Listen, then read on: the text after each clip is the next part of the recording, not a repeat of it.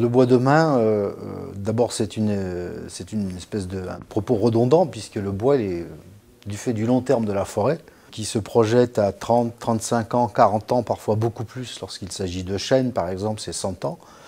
Donc on se projette forcément dans l'avenir et le forestier est quelqu'un qui anticipe par nature. Donc on réfléchit forcément au bois pour demain. Et aujourd'hui on est dans une situation un petit peu paradoxale.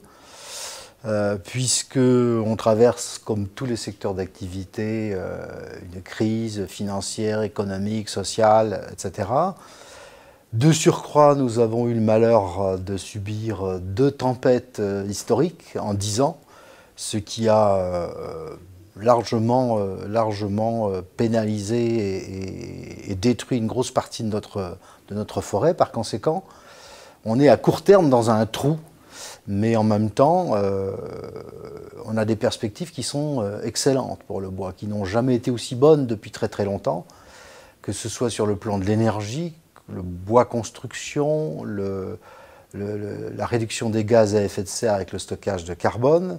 En fait, le bois retrouve son rôle, ou ses rôles qu'il avait connus jusqu'au 19e siècle, avant la révolution industrielle. Donc les perspectives sont excellentes.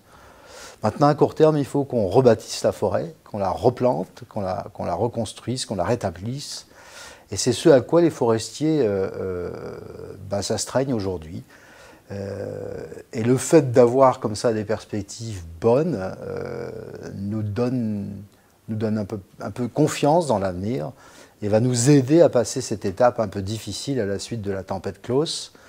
Et faire des produits, on est en train de fabriquer aujourd'hui, avec le matériau bois, des produits dont on ne soupçonne pas l'existence aujourd'hui. C'était déjà vrai historiquement, puisqu'on travaille à très long terme, et c'est encore plus vrai aujourd'hui.